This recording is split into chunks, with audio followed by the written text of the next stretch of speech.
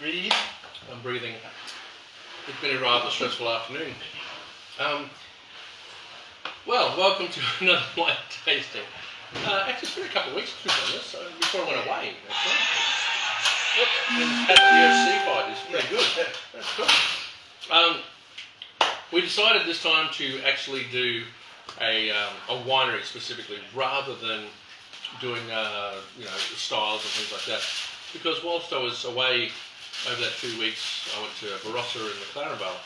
I went to one winery in particular, which I went to lots of wineries, they were all brilliant. But there's one in particular that I was really impressed with, not just the range, but the quality at every level that they did. One of them is, and the one that we're going to look at today is Langmeil. So Langmeil's in the Barossa. It was once a trading village, established in about 1842. It's actually owned by the Lindner family. It has been for a very long time. They own, there's 6 generations have been there, and they're actually probably mostly renowned for the preservation of old vines. So I'll just put that into a little bit of context. So vines got planted 1843, I think it was. In the first vines sort of got planted in about 1843. And there were consistent production of wine, mainly fortifieds, being shipped overseas, but mainly sold in Australia. But come through to 1980, the government decided to do a big vine pull, and they actually paid people to pull vines out.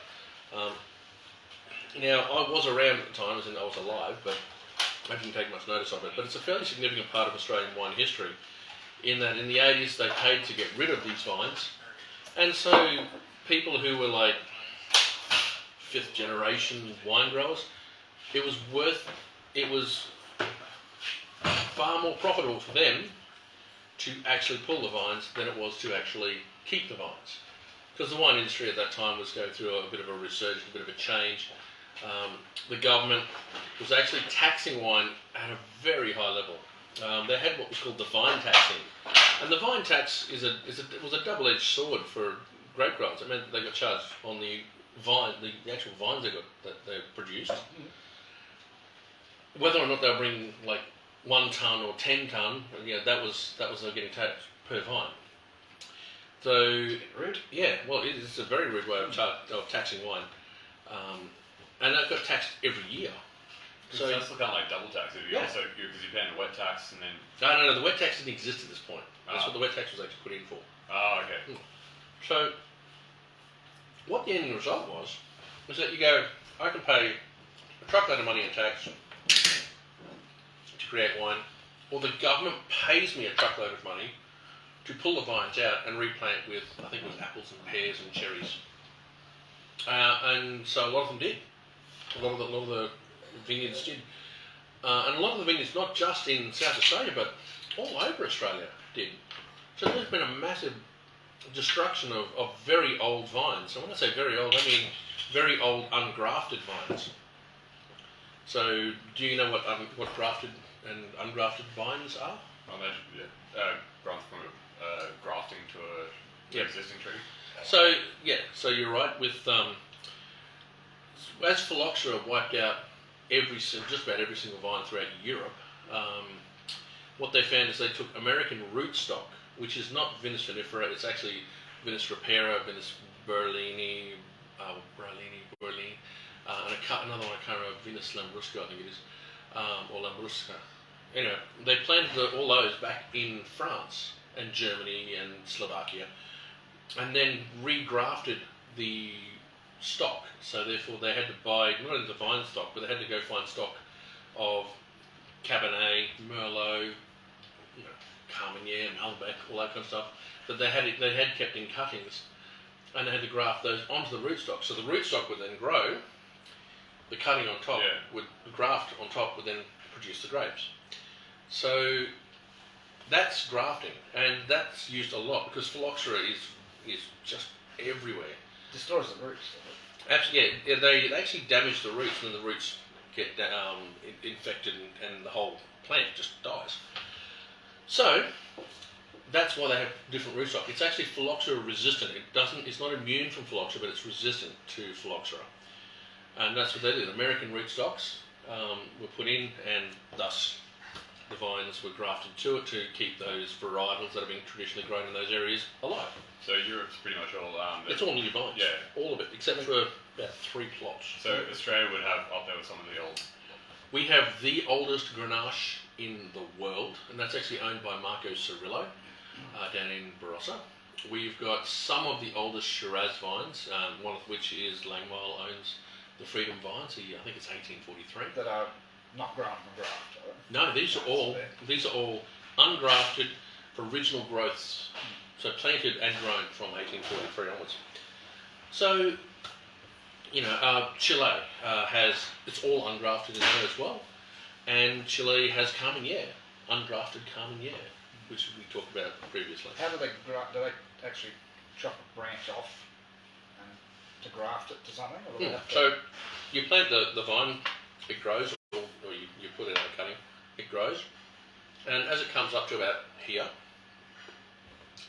the roots have got a decent rootstock to them. You then literally just go cut, and actually make a little dove tail cut, and you get a little bit of, what you want to graft to, and you make the opposite cut of that, slide it in, wrap it with tape. That's it. Just glues itself back together. Just glues itself back together. And that's grafting. So that's in essence. There are other ways. You've got side graftings and things like that, but that's the main way it's done. So you could actually make a Shiraz Cabernet. No.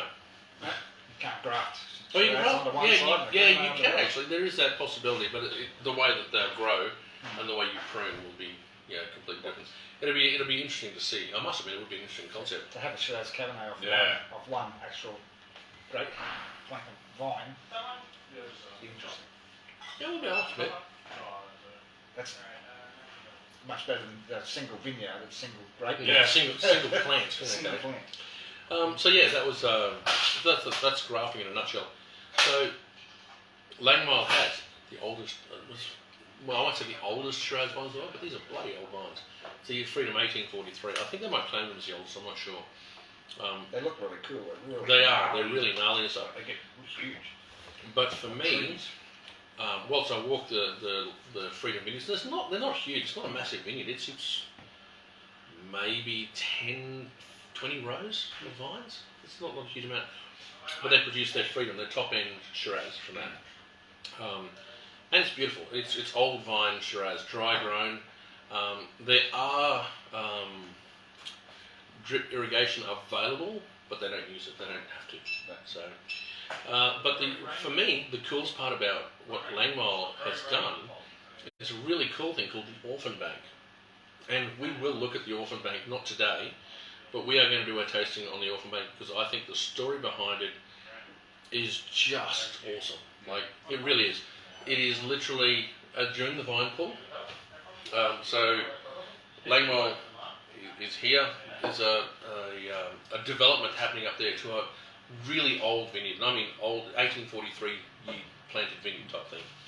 And they've gone, wow, these old vineyards are torn out and a development going in there. And the Linda family, in fact it was the Linda family and one of their cellar door guys has gone, we need to get those vines out of there because they're going to just level it and destroy it.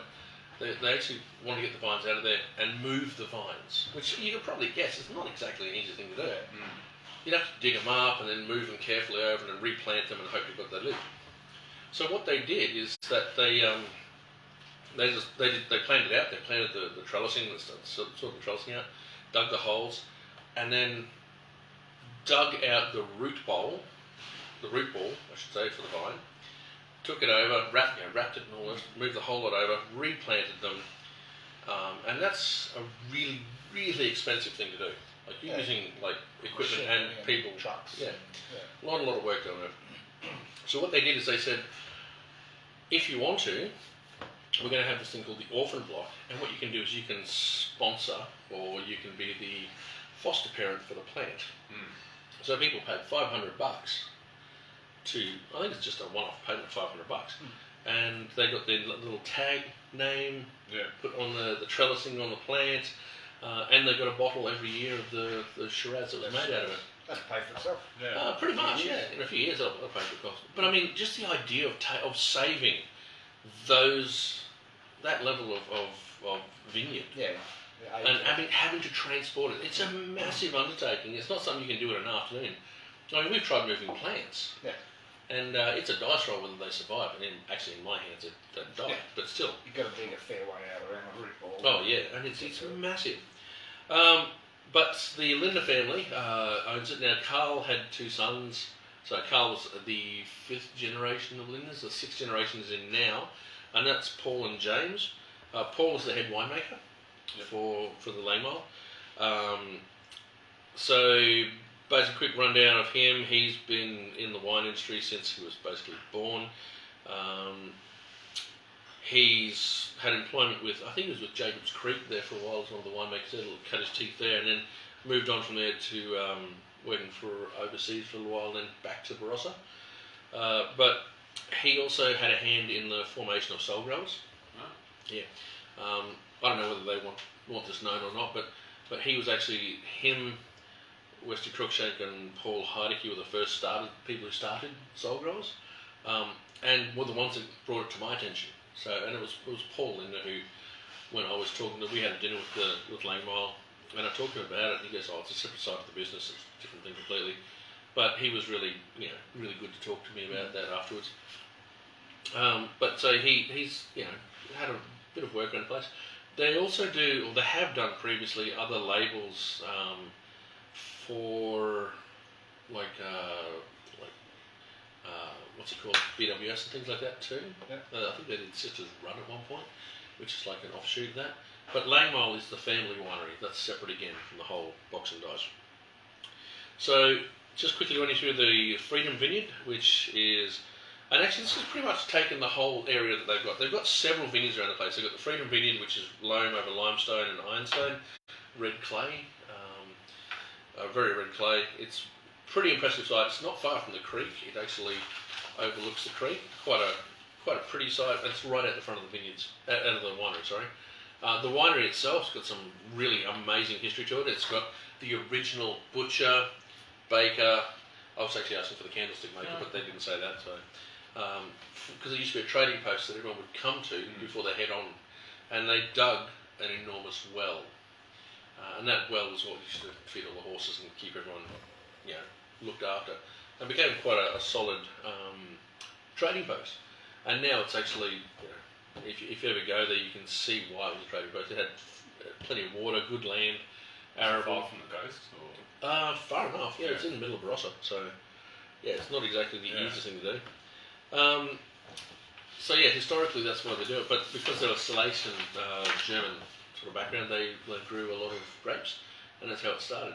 So what we're going to look at now is we're going to look at the wines they do. Now we're looking at not the entry-level wines, but their mid-tier wines.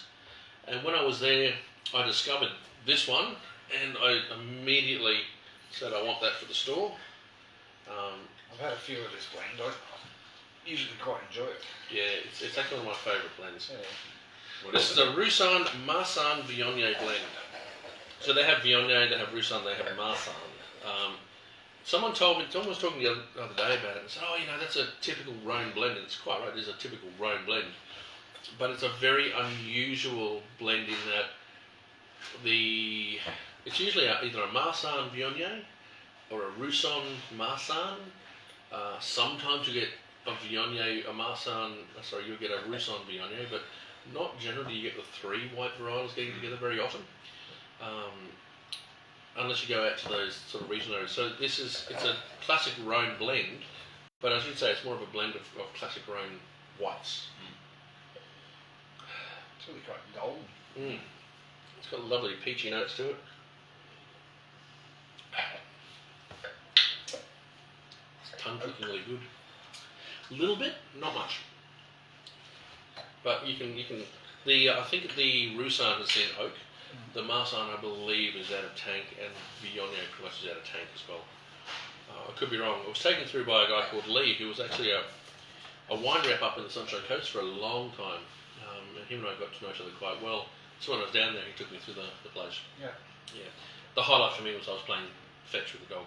It wasn't their dog, it was just some dog. I think it was their groundsman's dog.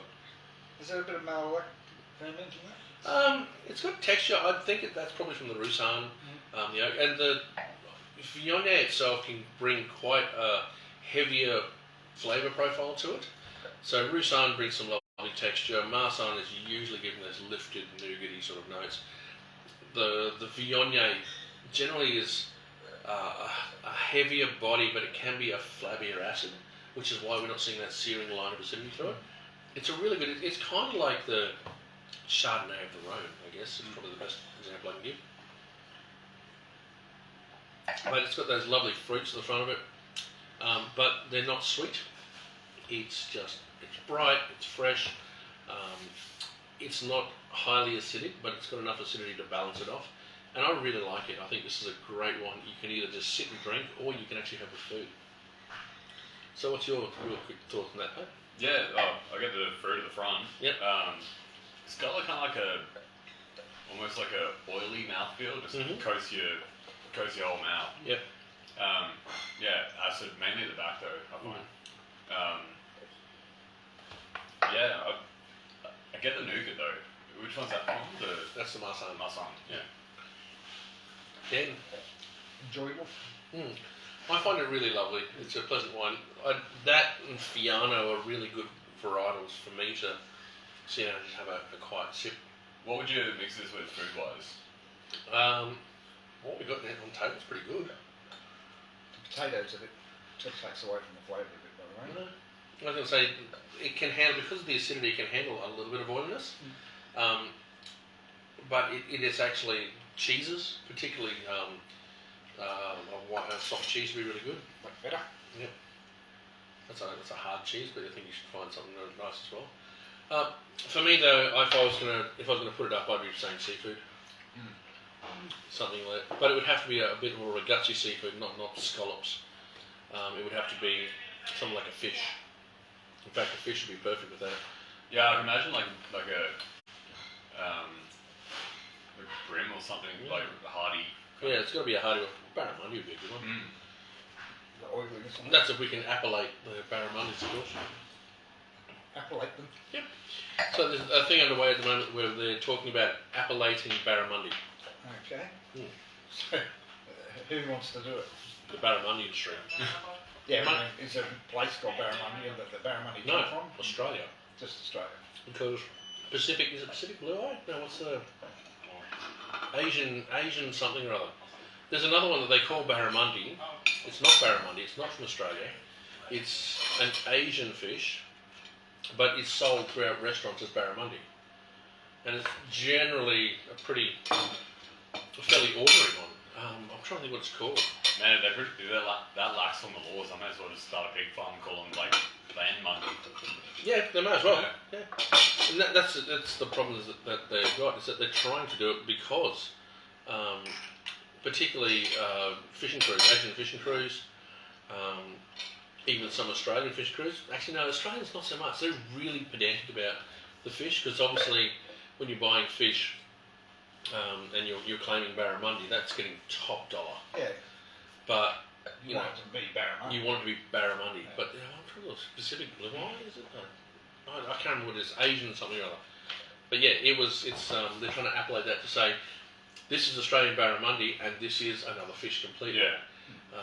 And I think that seems logical to me. Yeah, they should just call the other fish bowl its names. Yeah. Yeah, carp or whatever it is. Yeah. Well, it is a weird fish. Yeah.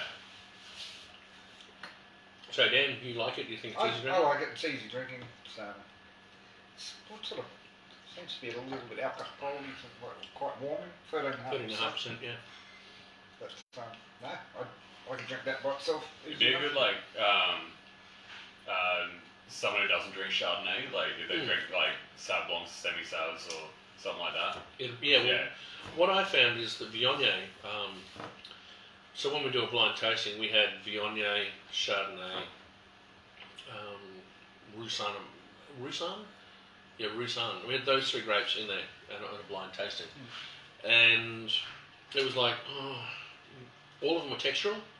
All of them showed sort of hints of peach. The Roussanne particularly showed a really rich mid palate. The Chardonnay showed a lovely vanilla and oak character. But it also had that green appley acid too. So it had a hard malic acid, which is really, really good because it's a bit of a giveaway of you can see that, whereas the Viognier was flabby and had a really the acidity wasn't particularly on point. This is very light acid. Yeah, it's very light acid. That's Viognier. Viognier doesn't bring you a huge amount of acid. Roussanne brings you a good bit of acid, but not a huge amount. Chardonnay generally has a good hard acid edge to it, unless it goes through malolactic fermentation when it turns into lactic acid. Luckily, they left the Chardonnay as just hard malic acid. And with the oak character, I was able to pick that as Chardonnay, and then I picked this as Viognier because, well, not this one, but Viognier as Viognier because of the flabby acid that it had. The Roussanne threw the hell out of me for a while until I started writing down notes, and I just went, it's got to be Roussanne or Marsanne. And down what it's not. Yeah, what it's not, essentially what I did. So yeah, it turned out to be a rather good pick by me to get that. But what I'm trying to sort of say is that your wines, just even due to the acidity, they can all show very good texture, but the acidity is the thing that defines them. So when looking at white wine and trying to evaluate and guess what it is, you want to look mainly, not so much at the colour, but you want to see what winemaking has been done to it. You want to see the fruit component that comes off the front, but really you want to see what that acidity is. And that acidity is generally the thing that gives the game away. That gives you an idea of what you're doing. Cool. Yeah. Alrighty, I think we're going to go into our current favourite varietal of wine. Must be a GSM. No, this is a straight G. It's the G, the Grenache. Ah. Well, sorry, my favourite. Your favourite GSM? Oh, well. Okay. So, just to give you a heads up, Langmeil has actually got several vineyards. They do have, obviously, on the property itself, you've got the Orphan Bank and the Freedom. You've also got one up in High Eden, which does their Rieslings, their live wine, things like that. You've got one they do Chardonnay out there as well. You've got the Jackman Vineyards, which is what their Cabernet is on. I'm trying to think, the Three Gardens is actually 3 vineyards, I'm pretty sure. It's a shame I can't read in the slide though. Pat, you're youngest. You read. What am I looking for? Just the vineyards.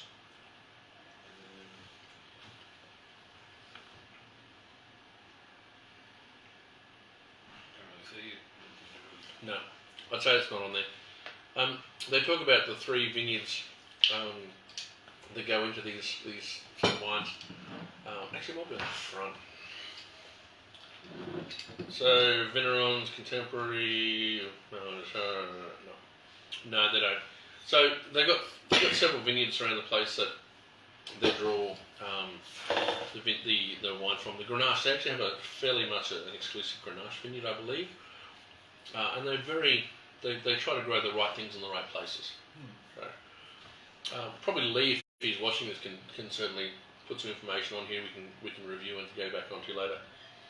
But for me, I'll ask Pat, because you've been doing enough wine now to look for it. What do you expect to see in a Grenache? If I just put a Barossa Grenache in front of you, what do you expect to see before you drink it?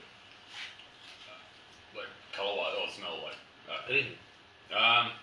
Probably that, like the deeper purpley colour.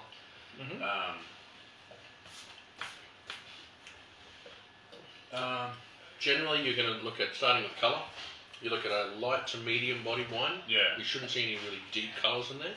Okay. So light to medium body.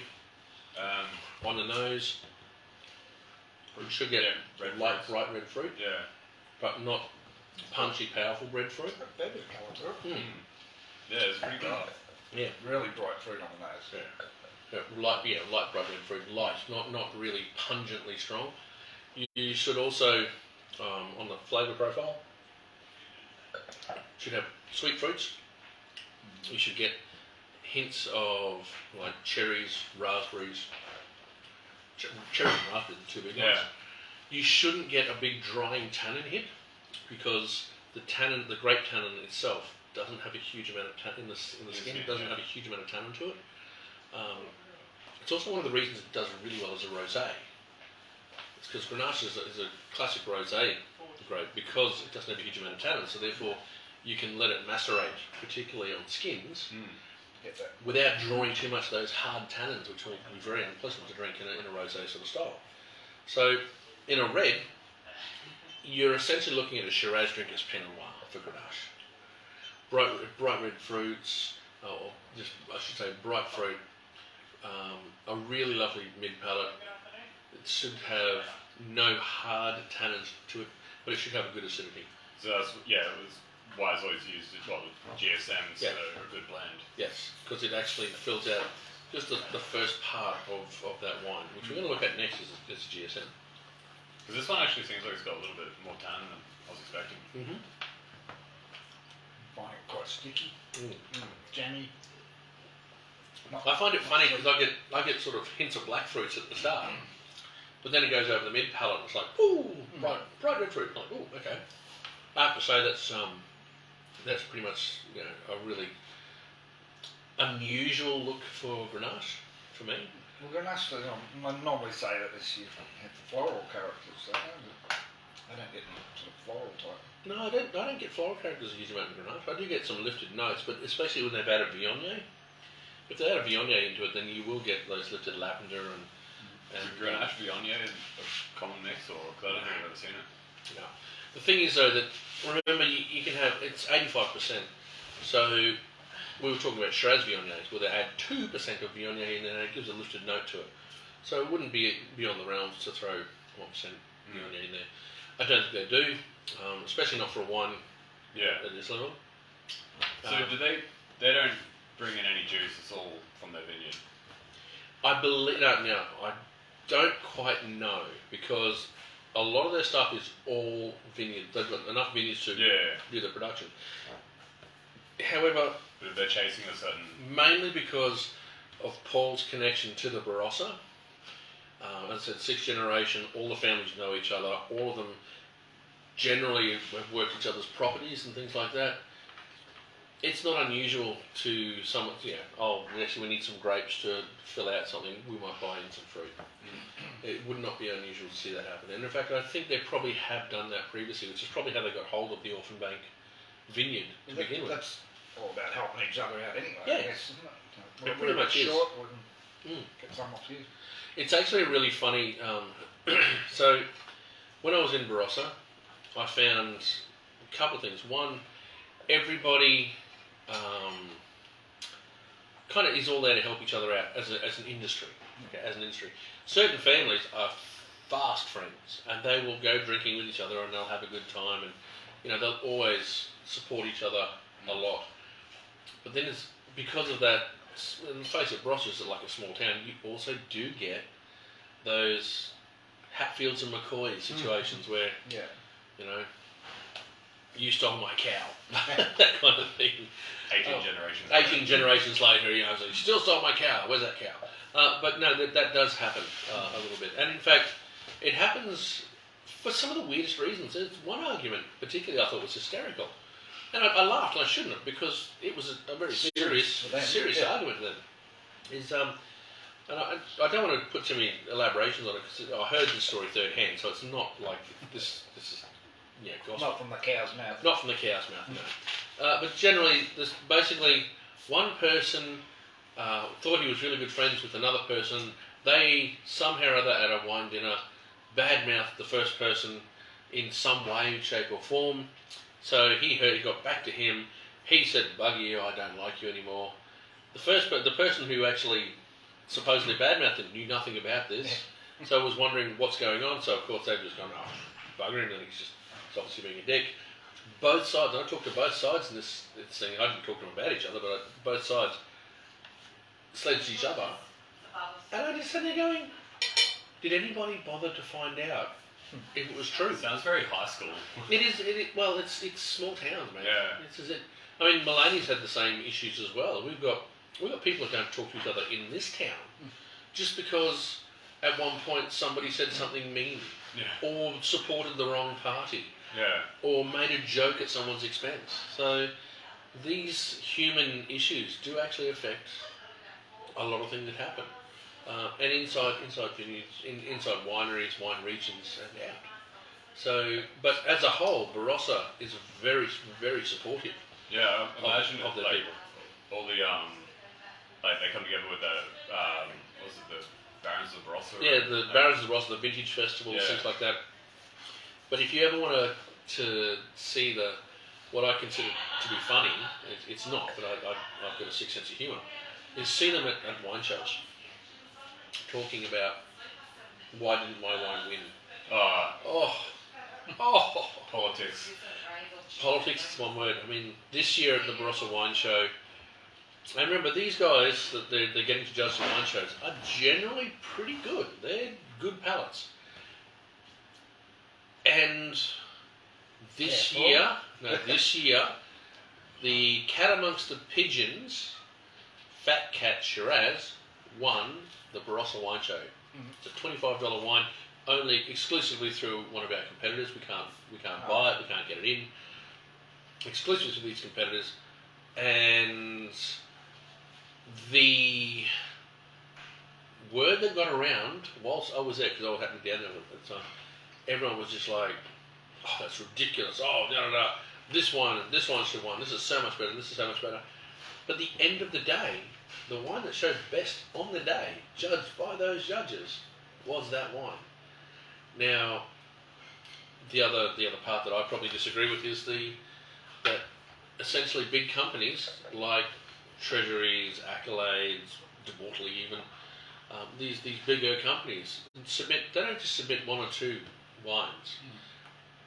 They'll submit, Wolf Blass has 16 top tier wines. So they've got a Lindbergh, a Marananga, a Greenock. So they've got a pretty good chance. Yeah, they've got a pretty good chance. They just submit everything. The funny part for me though is that entire gamut of wine, like you try and buy it, you can't. You can't go and buy a Wolf Blass green label.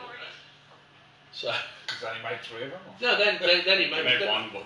They made for wine show. shows, essentially. That's it. They probably do exist, but yeah, they probably just made it for wine shows. So that's the Grenache. So you like it? Lovely. Yeah, yeah, no, it's a great, like, Maybe it is my favourite. Maybe the GSM, not now. Yeah. oh no, we'll go with the GSM first. Yeah. For me, it's on special at the moment for about $19 a bottle. Is it? Yeah. 18. Oh, $18.99. Yeah. That is worth every cent. Yeah. It's Oh. a nice like food wine, like cheese. That's great. Yeah. Yeah. Actually, probably with the potato pizza, outside. with the pizza, it was really nice. Like Yeah. made it made it a bit sweeter. Yeah. Well, that's actually really good because see the pizzas classically go with a light to medium bodied wine called Sangiovese, yeah. which is bright red cherry with a little savoury edge to it. So this one it lacks a savoury edge, but it's got everything else. But that's what I like about it. It's Yeah. savoury there. It's like definitely not sweet. Definitely sweet, no. It's rich, berry. It's nice. And I like it because the length of the persistence. So in a wine at $20 to $25. I think Vicky would like this one. Oh, The one you sent her home with last week to Yeah. try was a straight Grenache. Yes, yeah. And she didn't like that one. Oh, really? Yeah. But this is a lot more lifted, lighter fruits to it. Yep. I think she'd really enjoy that. Actually. Yeah, so as I said, I love Grenache, and I love pretty much everything about Grenache. We've extended our Grenache section, but for value for money, the first two we've had are just excellent. And I've had this one at home, and more than once. What happens when we extend our Grenache section? That means we've doubled the amount of straight Grenache we've got. Yeah, what did we lose by it? We've still got only the same amount of shelves. We didn't lose anything. No? No, I actually just because the shelves in the red blends. Yeah. Basically, I sort of took yeah, up by one to the really expensive ones that we generally get. Ones nobody can reach. Well, essentially now they really can't reach them. You got to be tall and rich. And the tall and rich is good. And the other part is that some of our it's an ever-evolving shop. So some things which have changed distributors no longer exist in our shop because they've changed distributors who we don't deal with, or the distributors don't bother giving us a discount for, or whatever it is, and so we just don't deal with it. So GSM, Grenache, Shiraz, Mourvedre.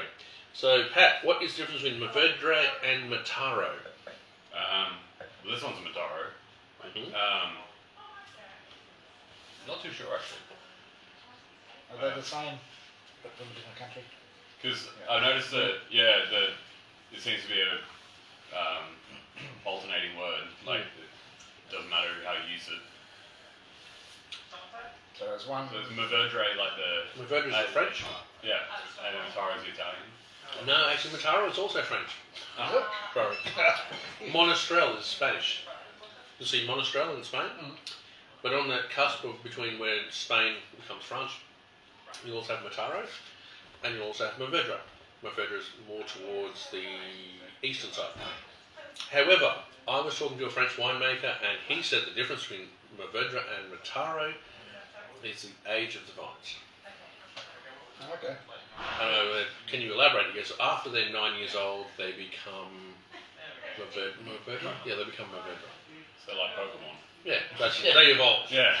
But no, the thing is, I don't know how true that one is because I tried to look it up and couldn't find a damn thing on it. But It becomes an adult, doesn't it? yeah, well, basically, so they've got Monastrell, which is Spanish, sort of on that cusp between, the Spanish border and France. Is they call it Mataro generally, going straight all the way over to that Rhone region, it becomes Mourvedre. So it could also be just a historical naming across there. So. Yeah. So yeah, I don't know. Oh, and it's one of those. Yeah. That little, I've got a grapevine down the front of my place, just on the front fence. Yeah. It's got to be 8 years old now. Yep. And when it first went in the first season, it fruited. They were as sour as hell. Yeah. It is a wine grape. Yeah. Was it? Yeah, it is a wine grape. It's not a table grape. Well, pretty Got sure quite thick, heavy old mate skins. from a restaurant in town bought up a whole bunch of them when I was living Yeah, next door. yeah. Pomodoros used it. Yeah. He was playing around with making one of his dressings. Yeah. From next door because the house was covered in it. Oh, really? Okay. Well, I know Ray that used to own the place. He bought them. They were wine grapes. They come from a vineyard, and he put 5 or 6 of them around the place, and they took over. Oh, yeah. Don't forget, the grapevines are a vine. They go crazy. The one on the front fence I trim back every year after Yeah. the leaves drop off. Maybe we should. Probably 2 inches to 1.5 inches around at least. We'll cane spur next time. We'll cane prune next time. And, get a nice thing. And I can only get a bottle of wine out of it. Put it You in here on can. top I layer. won't recommend it, but you can. Actually, we did a winemaking part of when I did the WSET, the diploma. We actually did a winemaking component where we actually made wine. And the funny part for me, they were actually asking us to make wine as grossly improper as we could, essentially. So basically, just to get the grapes, squeeze and crush them out, and then you get that juice, and then add the yeast in there and ferment them, and Bag of sugar. yeah, no, not a bag of sugar, but ferment them, and from there to let them sit. Some of us actually did make wine, not great wine, but made wine. Some of us made Poison. essentially, yeah, it was because you get to suddenly see the floor growing over the top. It was kind of disgusting. And then of course when we did have to evaluate them, by the way. Oh yeah. So if At what stage was this after you tasted 20 other different wines? No. You were quite. Oh yeah. It was part of our viticultural area, viticultural component. And what actually happened was the wines that tasted acetic, essentially, we found that they got infected with a particular strain of yeast that creates these acetols, which are vinegar flavours. We had ones that were a volatile acidity, or VA, which is like nail polish. And we actually learnt more about faults with wines from us making these crap wines, than we would have if we'd actually just reviewed them. Yeah. And actually, the one that got me is one of the things turned out actually quite pleasant. I was really surprised, and I actually went over to Alison afterwards, who was teaching the course, and I said, "Why did that one do really well, but all the other ones did really poorly. And she goes, I covered that one with cellophane. Oh, okay. And I said, what does that mean? She goes, it basically fermented anaerobically rather than open top fermented aerobically. Is it up here or is it sitting on No, the on the way? Yeah, prevented any microoxidation occurring. So she prevented microoxidation occurring. This is in a white. Prevented microoxidation occurring. Prevented the wrong yeasts or any microbial intervention getting in, and the wine turned out actually quite good. I wouldn't say brilliant, but it was good. Drinkable, I should say. But the really acetic one was really acidic. What yeast do you use? Saccharomyces. Now, that's a really interesting question because at some point I would love to have a winemaker called Tim Wicks, who we have his wines here. Tim Wicks works with the CSIRO, and actually different strains of Saccharomyces yeast are used for different things. So if you've got the grape must, for example, needs to show more tropical fruits to it because it's been a really lean year, you use this particular yeast. If you're going to make this wine undergo malolactic fermentation, so you need some residuals to remain, this particular yeast. If you want to make your wine to be really crisp and acidic, you want this particular. There's different strains of yeast to different things, and I never considered that. It is one of those things that you just go, really? Because I mean, most of the winemakers I know just like, oh yeah, we just add yeast and and so they use the consistent yeast all the time. But depending on what you want, you can actually adjust your yeast. You manipulate the flavour. Which wine is he doing here? Wicks Estate.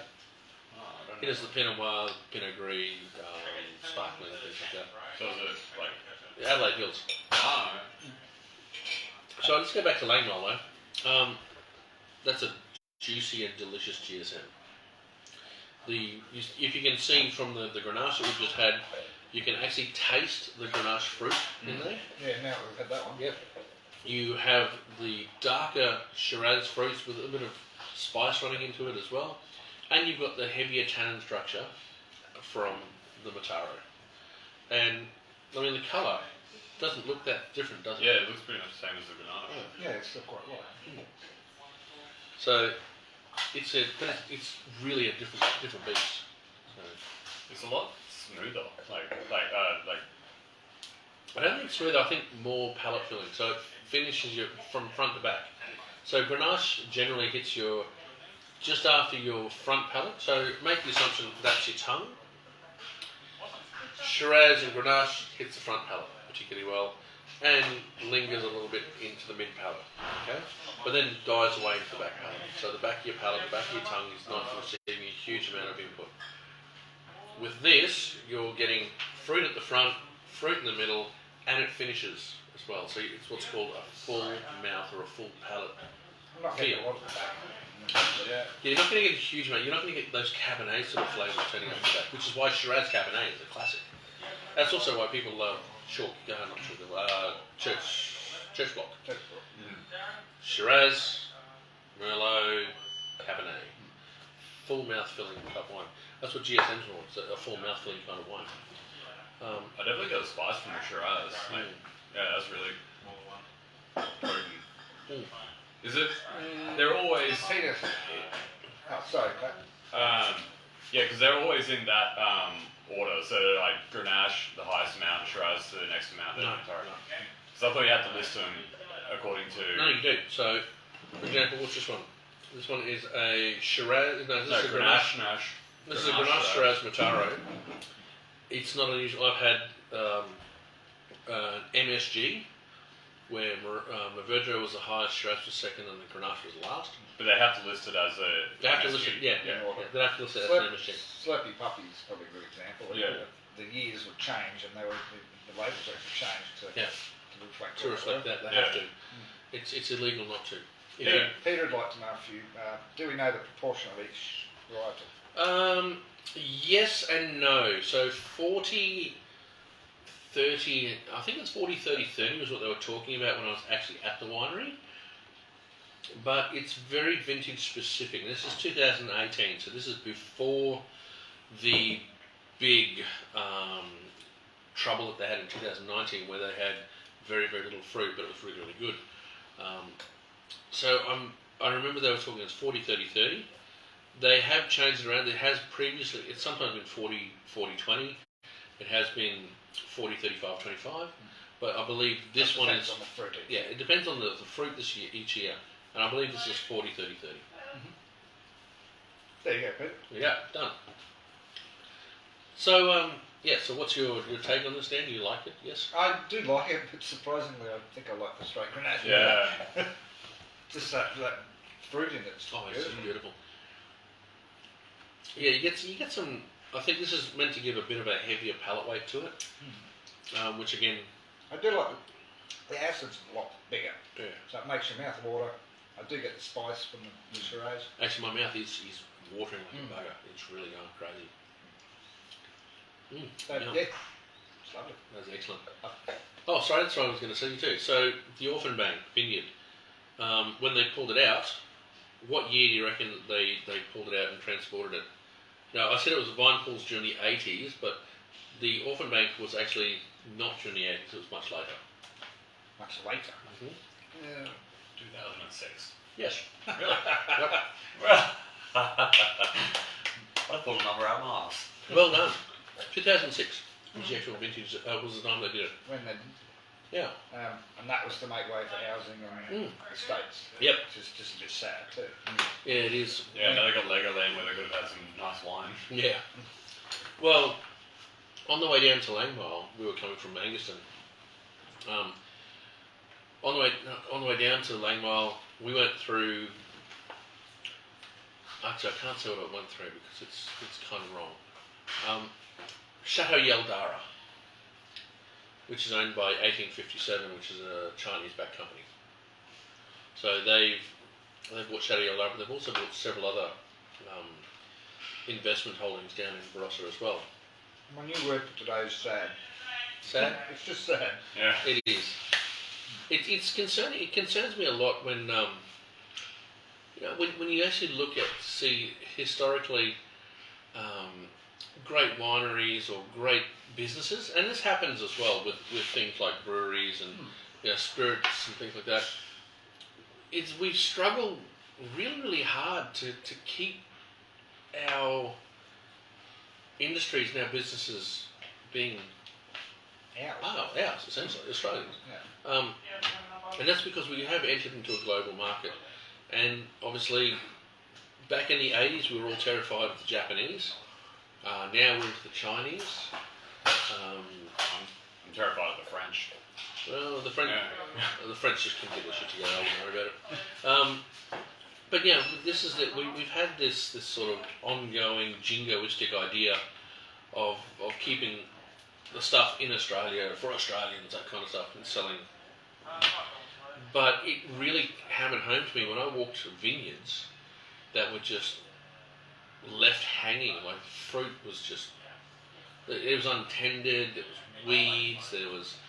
No one had pruned the place, and I was looking and going, "What the hell? This is." I don't remember going there like 2 years ago, going, "This is a pristine, beautiful vineyard that they drew some of their best wines off." I walked through it and went, "What happened?" Are they just keeping it for investments, or like they're not even trying to make a wine? Not trying to make a wine out of it. They're just keeping it for investment. Yeah, that's pretty sad. Well, the land itself's got to work a fortune. Pull all those vines out for the housing estate. Yeah. No, but the thing is that China it's a pretty forward-thinking country, where it's actually gone, we are going to need arable land. They've got plenty of land in China, but they need to make it arable. But we also need to be able to produce quality products for particularly our growing middle class. And to do that, you need... Yeah. Well, basically, you look at buying... If the growth of wine in China has been huge, as we all know. You know, the rise of the Red Dragon, essentially, it's happening right now. And they want Australian wine. They want Australian wine, they want French wine. They want German wine. Actually, not so much German wine. Chilean wine. American, they actually quite like as well, some of the Californian stuff. But honestly, Australian wine is close to home. They can buy it, they can ship it, they can bottle it, they can do everything they want with it.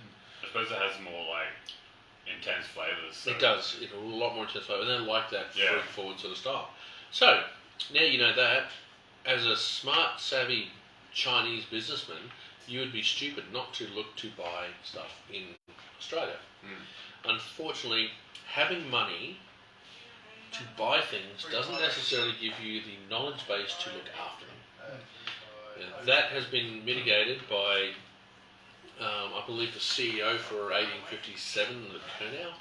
He's actually been in the wine industry for a long time, knows his stuff. Has been really pushing for Australian wine to be made and shipped out to China quite a bit. They would make it here and bulk ship it and bottle it over there? Yep. Be way cheaper for us. Way cheaper. So this is that, and you think, oh, well, that's pretty good. That's a smart business move on their part. But when I was down there, the big drama that they had was they were struggling with the latest tariffs that were coming in, where I think they were talking 202.3% tariff coming on Australian wine going into China because of the whole embargo. Well, not embargo. It's actually it's a political motivation thing. They want to put pressure onto the Australian industry. So it started with, I believe it started with wheat, it's moved on to beef, and now the next one's the wine, and from there. Well, I was saying they won't buy it, so saying that they're putting a 203% tax on it. when it comes into China. Well, that's export duties, yeah. So that would make Australian wine, cheap Australian wine, go through the roof. And they're saying, How's that going to help them? Yeah. They're just going to be paying more for it. Yeah, imagine paying $40 for a James Creek, like Shiraz. yeah, but they're not. They're using it as a political tactic. Yeah, it's a clever political tactic. So it's not happening. They're just saying. I was talking to John Gerber of Shadow Chenanda, and he was shooting a commercial for his Chinese. Actually, that's not this. Shooting a commercial for his Chinese distributors, and he was really honestly worried. He was really, this is going to hurt his business in a big way. So he was very open and honest about his opinion of it, but it's a political drive by the Chinese government. The Chinese government is separate from its people. So in Australia, if we put a 200% tax on something we really want in Australia, what do you reckon? Like Cigarettes. Whiskey or cigarettes? Okay, let's say whiskey because it's brought in. Okay, so if we put a 200% tax on whiskey, every whiskey drinker is going to say, I don't like our government. Next year they're going to struggle to actually get in from the whiskey boat. Okay. Or people are going to start investing in bathtubs. Yeah, exactly. But in China, they don't have that issue. They're not a populist government. They're what's the word for it? Communist dictatorship. They don't care. But what they're doing is good for China, and that's all they care about. So it gets really concerning when you look at those kind of things. I mean, someone had a go at. I shouldn't really bring this one up. We've actually moved a long way of topic. Yeah, we have. We're in China. We're in China. We started in Langmeil. No. There is a reason that this is Welcome going to a trip around the world. The reason was Langmeil was literally down the road from Chateau Yondara, which was owned by China. And while we were down there, we had at every winery, the only people that were at the wineries were Queenslanders. Because we're the only ones that are allowed out of We're the the only States. ones allowed out of the state to get to South Australia. West Australia's obviously closed, New South Wales was closed at the time, Victoria's closed. And Darwin don't drink wine. And Darwin drinks beer. Yeah. Yeah, So, big studies. yeah, big studies. So they were all Queenslanders. And I'm like, oh wow, that was really amazing. Singlet Until dance. I got to Chateau Yondara. And as I drove past Chateau Yondara, there were two enormous buses just parked. Oh, that's really weird, two enormous buses. And then I saw all these Asian people streaming out. How'd they get here?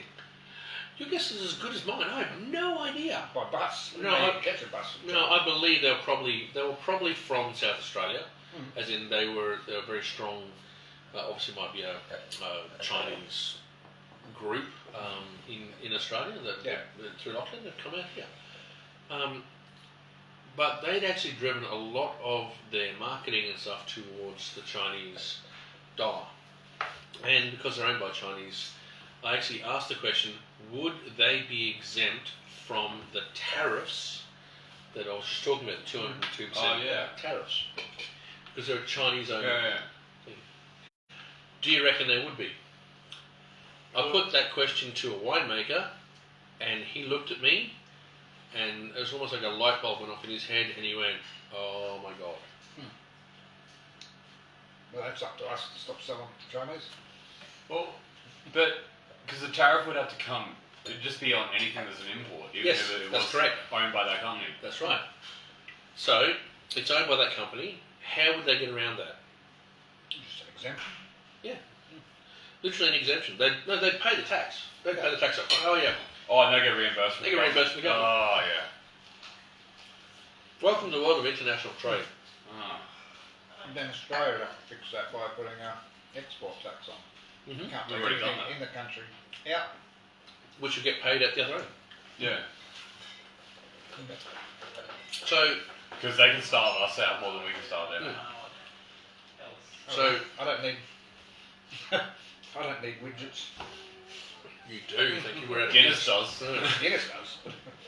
So at the end of the day, what I was trying to point out was wineries all throughout Australia aren't just struggling because of COVID, they're struggling because of international policy as well. And this is really, really a thing that affects a lot of people. I was talking to every winery I went to, I talked to them and said, how's this China thing going to affect you?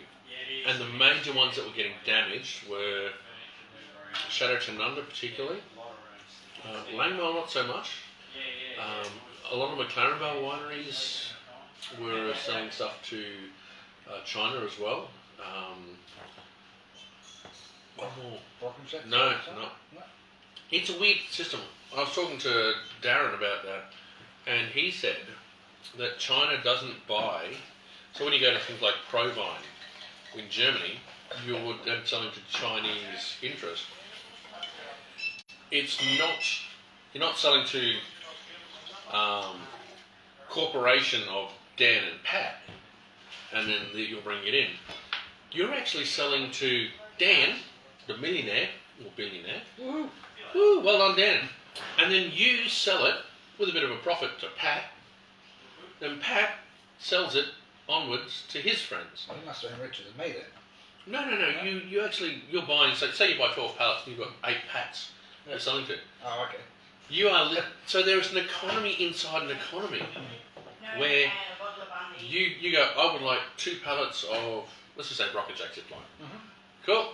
Trevor sells you that. Oh, I'm happy. 2 pallets. You get you sell it to Pat, and he sells it onward to his clients. All the Pats. Yeah. So you sell it to his onto your clients. In Australia, that doesn't happen. If Trevor sells stuff, he sells it to a wholesaler or distributor. They sell it on to me, and I sell it on to clients. In China, as a millionaire or billionaire, whatever, you can buy it and sell it on to your group of friends, a group of friends, a group of friends, a group of friends. The other option, the way to get into China, is that, so what I'm trying to say is that next year, the same people turned up to Provine, and, the wineries were like, oh, they're going to buy another 12 pallets or 2 pallets or 6 pallets off me. And they went, no, it's all good, we just want to pass them. So there was no loyalty, there was no relationship there. So they got the money and they just buy what they Yeah, want. they buy what they want and then they pass it on to their friends. So there's an economy inside economies that are directly affecting our exports. It's actually a really interesting, an interesting thing that you have to you understand when you start looking at the way the global trade market works. It is actually a little bit head spinning.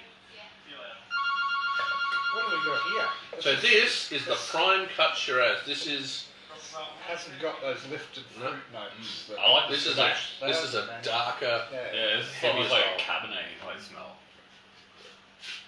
Till you get into your palate and you go, yep, that's Shiraz. No, we don't want anything. It's you. It's Pat. It's Pat. Sorry, Who's yeah, ringing? he is here. He's here. Hello. We'll get one of the other Pats to sit in. Tell her about. Ex-Pat.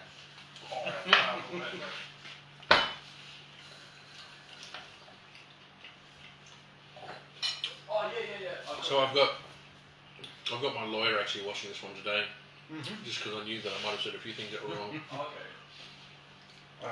Yeah, no. Little black car with flipping sunroof shows up and Yeah. picks you up and takes you over. Oops. Yeah. I think he's going to China. You'll come with me. Oh, Yeah, no, I can't. That's fine. Maybe Thank you, Mel. You're welcome. That's Mel. She works in the bar. She is our. She washed her glasses. She washed our glasses. That's really good. But you also had a little cat. Oh, yeah, she's ears cat on. ears. Yeah. All good. All good. Some girls are just a bit Someone rang our shop for you. That's impressive. Yeah, no. No, it's just for the tap decals. Oh, okay. Making sure they got there. So this is Shiraz. So a lot deeper colour, but it's still purple. So that sort of suggests a younger wine. way deeper colour. Over the white plate.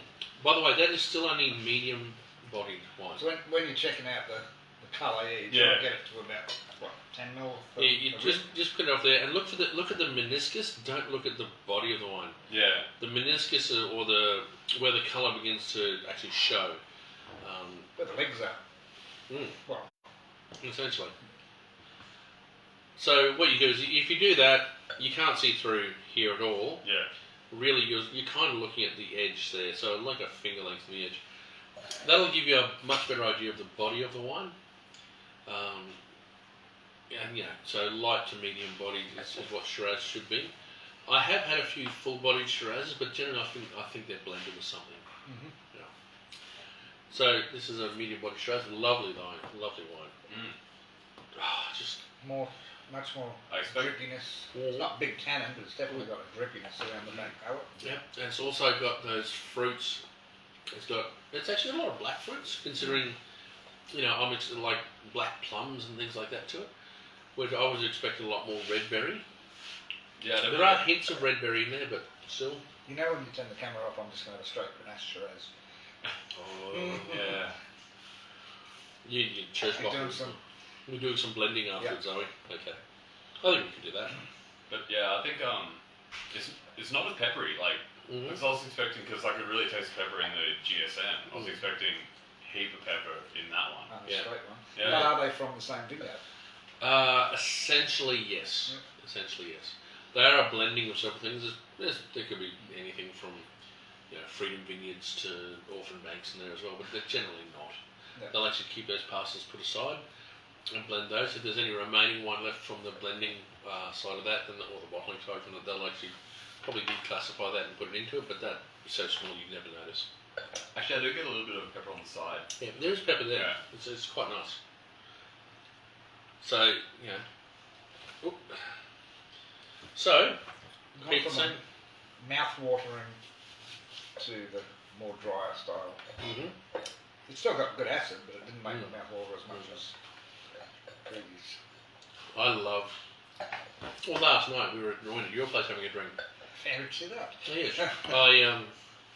I took my Aperol and Prosecco. Yeah, it's a little sad, really. Oh, come on, it was beautiful. I love Aperol spritz.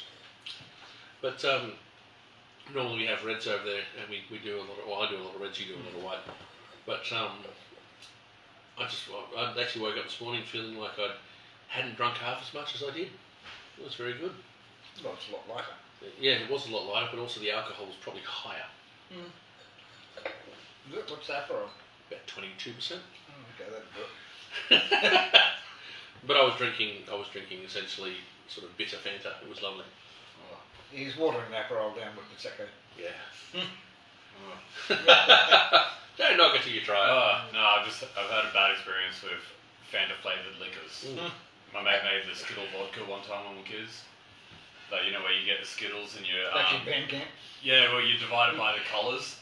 you separate all the Skittles out by colours, and then you get a couple of bottles of vodka, even them out, and then you drop all the Skittles in there, and then the flavour just absorbs into the alcohol, and you strain it out, and then you got this kind of like different flavoured vodkas. Yeah. And the orange one tasted exactly like Fanta, which was my favourite soft drink at the time.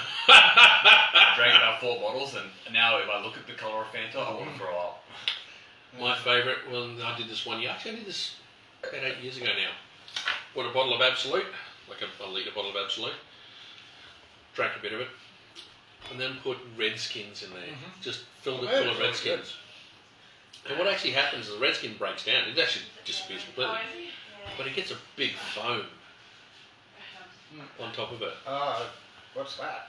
It'd be like the sugars. It's like the sugars. And so I poured it. And I thought, it's going to taste like alcoholic Redskin. It did taste like alcoholic Redskin. The problem was though, I drank it like it was a Redskin. Yeah. I was not well. Just little nips, or just No, it's like, oh yeah, poured it, literally just no. glass, fill, sip. Oh, it's so good. It's a 40% alcohol, but I'm there going, oh, that's so nice. Oh no. And pretty much the whole bottle went in under about 3 hours. And I'm sitting there going, I don't feel drunk at all. Until I tried to stand up and my knees went, no, you're gone, man. You're done. Followed closely by I think I need to go to hospital. I think I'm going to die. Yeah. But, sorry, back onto this. Back to wine. Back to wine. This is one of the reasons I like this. It's all over the place. It is. Yeah, it's kind of like Billy Connolly telling a story. Yeah, I am a bit scatological today. Today has been a very stressful day. It really has. Just not nailing it for me at all. No, not really. All rather horrific. Ooh. But that is a beautiful Shiraz. Yes. It's punchy. It's got flavour. You can tell it's Barossa straight off the bat. The alcohol is probably a little high at 14.5%. Is it 14.5%? Yeah, 14.5%. But that's the same as GSM as well. Yeah, the GSM seemed to be a bit smoother around. Yeah, that's what I was saying. The Grenache is what? 14.5 as well. Would not have picked that for 14.5. This one, that one surprised me at 14.5. Like, I thought that was only around like 13. 13, yeah. This one is you can actually taste the body of the wine, and there's a good body there. Yeah, so essentially this is the mid-range for, actually they do an entry-level one, but I'm not really sure, I've never really tasted it. But this is essentially their entry-level for their own estate range stuff. But that's outstanding, just as an entry-level. From there it goes into like their Jackman, Cabernet, going on to their Orphan Banks and then onto their Freedoms and things like that. I think the most expensive bottle they do is a Freedom, and it generally sits at about 100 and... What's the 180, but I could be wrong? So is that more than the Orphan Bank? Oh, the Orphan Bank is only like a $60 bottle. Oh, really? Oh, it's just phenomenal. In fact, I really wanted to do one today, but I figured it'd probably be a bit much to ask our people online to do that. 60 a bottle. 60 a bottle. How many are there? How many bottles could they make? Not many. Once you give one to each of even how many vines are there? They rescued it. Oh, actually, they rescued a whole vineyard. They didn't rescue. There's was no it like 20 vines. No. There is. Hold on, let me have a look at the Orphan Bank. Planted pre-1860s, replanted 2006, 7-year-old. Pete reckons this is a great everyday quaffer. Oh, it is. It's phenomenal. It took 18 months to replant 320 vines. 320. And they had... Is that considered a vineyard? Yeah, it is a 95% success rate. Really? Of survival. That's so impressive. Especially with the weather, like... Yeah. As it's been the last few years. Yeah. So, 320 vines... 20 rows. So you're looking at maybe a pallet, maybe 2 pallets of wine at best. So why is it only coming out $60? Like, That seems ridiculous. It is ridiculously cheap. And by the way, the wine of my pick, that includes the Freedom, the ridiculously expensive one. I prefer the Offenbach. And I don't mean by a little bit, I mean by a lot. Really? I loved the Offenbach. Is it just one varietal? Yeah, just Shiraz. Just Shiraz. It was just outstanding. And for $60, it was. I actually bought a few. A few. Do we have any left in here? Yeah, we've got some here. Yeah, we've got 6 bottles on the shelf. Do you own a vine?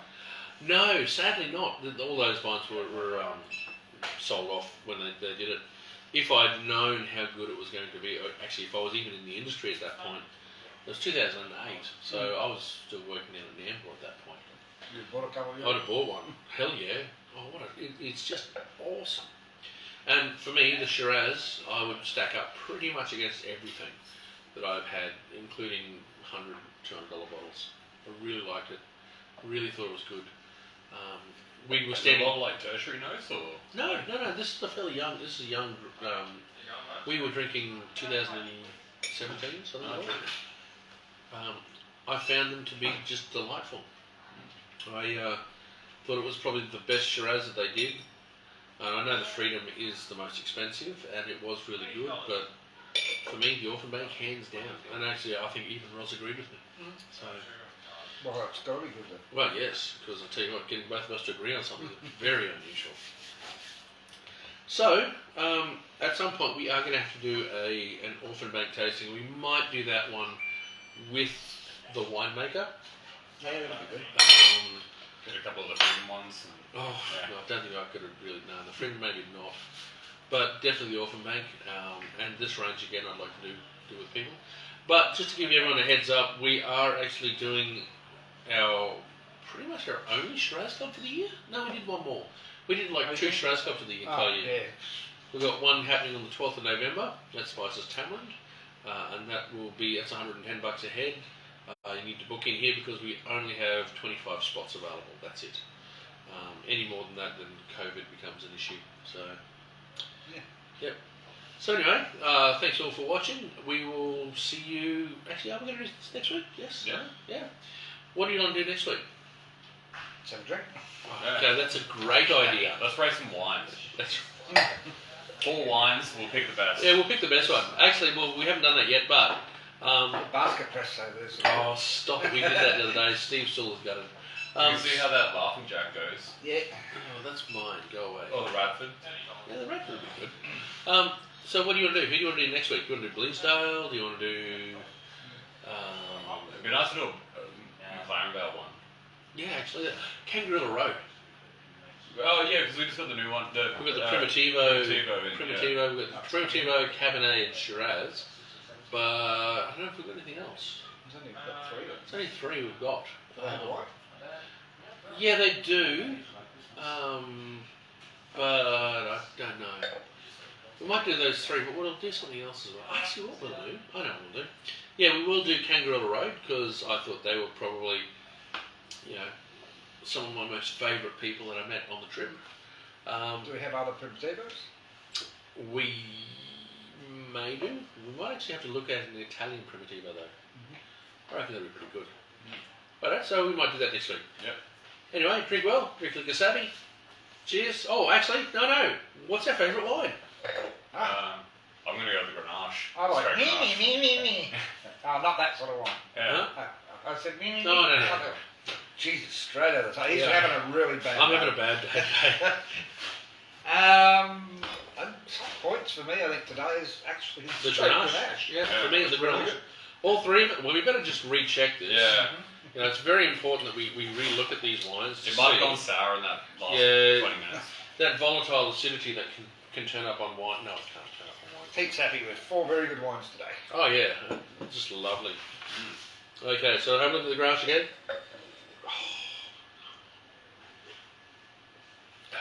Yes for me.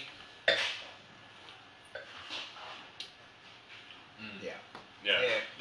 It's just so easy. Yeah, the Grenache today. Look, it's turned into our favourite wine. We've always loved GSM. I said at the start, it wasn't. Yeah, no, see? Prove wrong. Yep. Anyway, drink well, drink like a savage. Cheers, boys. Cheers. Ding, ding.